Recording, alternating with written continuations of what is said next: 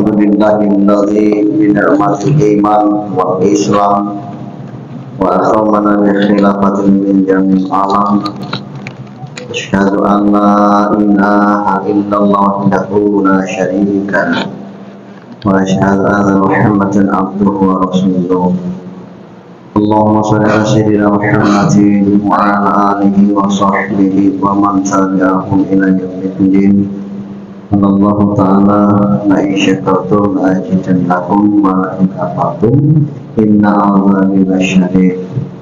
Ittaqullaha haqqa tuqatih wa la tamutunna illa wa antum muslimun. Alhamdulillah, hadirin sidang Jumat yang dirahmati Allah Subhanahu wa taala. Marilah senantiasa kita bersyukur kepada Allah Subhanahu wa taala.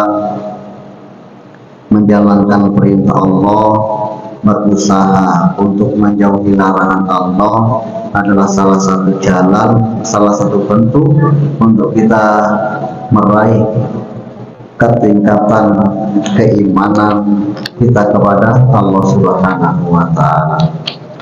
Hadirin sidang Jumat yang dirahmati Allah Subhanahu wa taala, mengisi khutbah Jumat pada siang hari ini, khotib akan memberikan tema memetik pelajaran di hari raya Idul Adha.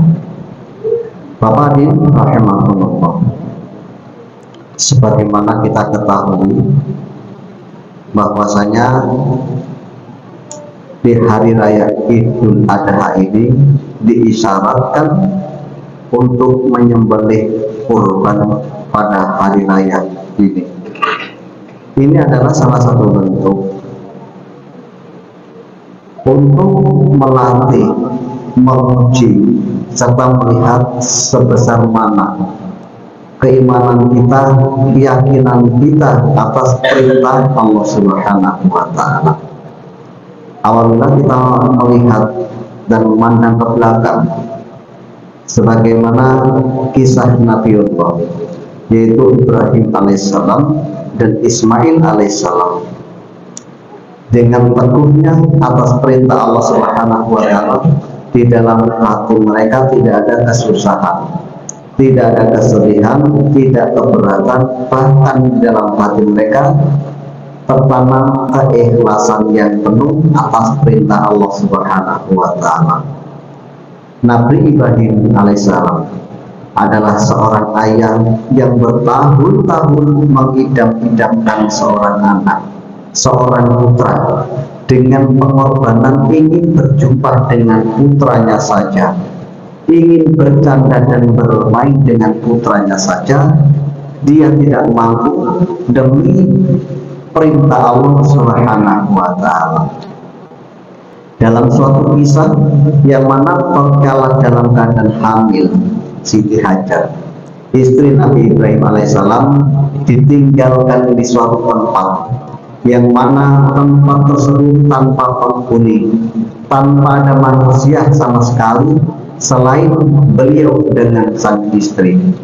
Disitulah datang perintah Allah Subhanahu wa taala untuk tinggalkan istrinya demi untuk mendakwakan agama. Bahkan setelah melahirkan pun dalam keadaan sendirian, tidak ada bekal apa-apa, tanpa rumah, tidak ada tanda-tanda kehidupan di dalamnya. Bahkan dalam keadaan yang serba kekurangan, tanpa ada sedikit makanan pun, tatkala istri daripada Nabi Ibrahim alaihissalam melahirkan tanpa bantuan siapapun, maka dalam keadaan seperti itu menangislah setelah dilahirkan Nabi Ismail alaihissalam. Dalam tangis beliau saking tidak ada apa-apanya, setelah mencari pertolongan kesana kemari sang ibu demi putra tercintanya, namun tidak ada apa-apa pun yang didapatkan.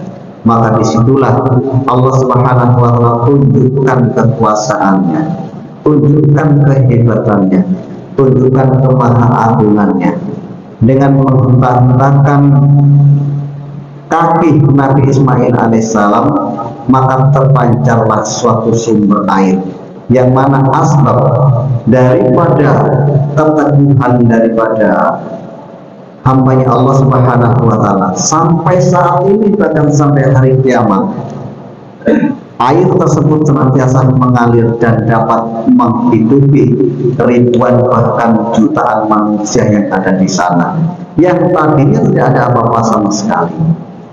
Kemudian setelah itu, hari berlalu, bulan berganti, terus menerus bahkan tahun berganti. Tatkala Nabi Ibrahim alaihissalam telah selesai melaksanakan misinya untuk mendakwakan agama, ingin sekali setelah merindukan putra tercintanya, ingin bercanda, bermain-main serta memeluknya, kembali ia ke tempat di mana sang istri ditinggalkan. Betapa terkejutnya beliau karena setelah ia melihat keadaan yang begitu ramai berpenghuni yang tadinya tidak ada apa-apa sama sekali. Nampaklah beberapa anak kecil sedang berlari-lari kecil, bermain-main. Nabi Ibrahim alaihissalam berada di atas tunggangannya, yaitu di atas kudanya, hanya dapat melihat bagaimana cerianya wajah anak-anak tersebut. Ia hanya dapat membayangkan mungkin salah satu di antaranya adalah anak. Namun tatkala sang ayah hendak turun dari tunggangannya, datang lagi perintah Allah Subhanahu wa Ta'ala untuk tinggalkan keluarganya. Maka terus seperti itu, sehingga setelah anak tersebut dewasa, menganjak masa dewasa, maka kembali daripada Nabi Ibrahim ingin menjumpai keluarganya. Nampaklah seorang remaja yang sedang bermain-main bersama temannya, ingin sekali bertanya kepada anak-anak remaja yang ada di sana, hingga akhirnya pun bertanya tentang siapa dan dari mana.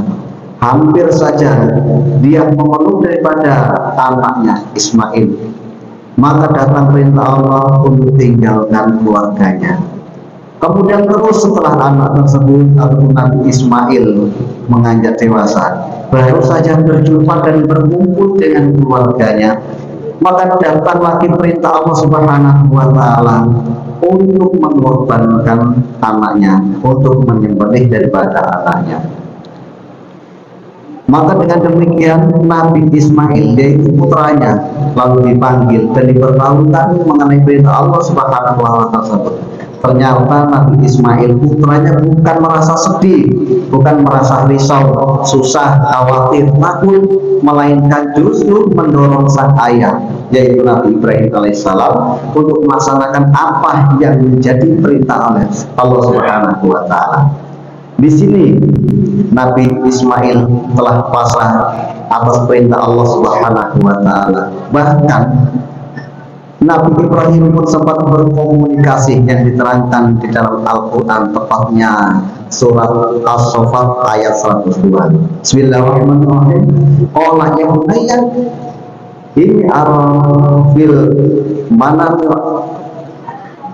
an azbahuka wanzur maza qala ya abatil fa'al maru satajiduni insyaallahu minas sabirin. Ibrahim berkata pada anaknya, hai anakku, sesungguhnya aku melihat dalam mimpiku bahwa aku menyembelihmu, maka pikirkanlah apa pendapatmu. Sang anak pun menjawab, hai ayahku, kerjakanlah apa yang menjadi perintahkan kepadamu. Insya Allah kamu akan mendapatiku termasuk orang-orang yang sabar. Hadirin sidang Jumat Allah Subhanahu wa Ta'ala, berkat keteguhan daripada sang anak dan sang ayah yang sekian tahun merindukan belayan kasih sayang, kini telah disyariatkan oleh umat Islam. Penyembelihan tersebut pun diganti dengan hewan atau binatang ternak. Jadi Subhanahu wa Ta'ala. Lalu pelajaran apa yang hendak kita petik dari kisah dua orang nabi yang telah kita ceritakan tadi? Pelajaran penting yang hendak kita petik adalah keteguhan tentang perintah Allah Subhanahu wa Ta'ala, serta bagaimana ketaatan seorang anak kepada orang tuanya. Lain pada zaman sekarang ini, sangat berbeda sekali apabila kita melihat realita pada saat sekarang ini. Bagaimana seorang anak yang susah payah kita upayakan, dengan susah payah kita didik dan kita besarkan, bagaimana keadaan anak-anak kita. Jadi hadirin mata Allah Subhanahu wa taala, seorang nabi sekaligus seorang ayah, seorang anak sekaligus seorang nabi, yaitu Ibrahim alaihissalam dan Ismail alaihissalam. Mulai dari ditanamkan tentang pentingnya agama, ditanamkan tentang iman, ditanamkan tentang keikhlasan, tentang bagaimana harus mengutamakan perintah Allah daripada perintah yang lainnya. Berkumpulnya di dunia, bersatunya di dunia hanya sementara. Di dunia terdapat kesengsaraan, sakit, duka, suka, semua akan dirasakan. Namun berkumpulnya di akhirat nanti karena keteguhan dengan perintah Allah Subhanahu wa taala akan selama-lamanya kekal menjalin kebahagiaan beserta keluarganya.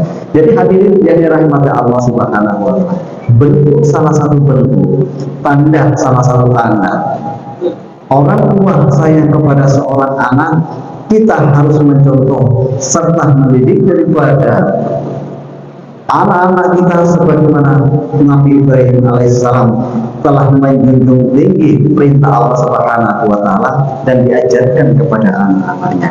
Bagaimana kerinduan-kerinduan yang telah dialaminya sehingga tua rentah mendapatkan seorang anak. Perintah Allah Subhanahu wa taala datang bukan hanya meninggalkan tapi menyembelih daripada anaknya. Jadi yang dirahmati Allah Subhanahu wa taala, inilah salah satu kisah yang sekaligus menjadi pelajaran penting dalam kehidupan kita ini. Bagaimana tidak penting? Karena keteguhan serta keikhlasan yang ada di dalam hati serta keimanan seorang anak dapat mendoakan daripada orang tuanya. Beda daripada zaman sekarang ini.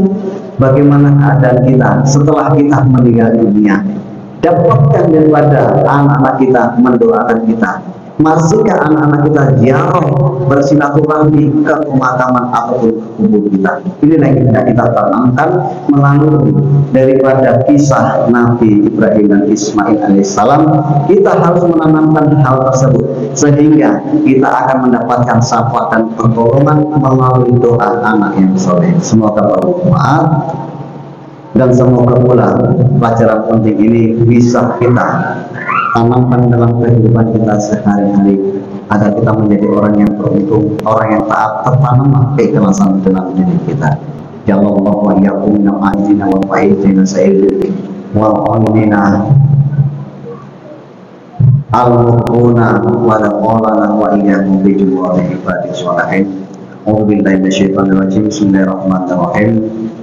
Wa asbunal insana wa lalladzina amanu wa amilus solihati wa tawassaw bil haqq wa tawassaw bis sabr. Aqulu wa astaghfirullah al-azim wa lakum wa li walidayna wa li walidikum wa li sa'il muslimina wal muslimat wal mu'minina wal mu'minat fastaghfiruhu innahu huwal ghafurur rahim.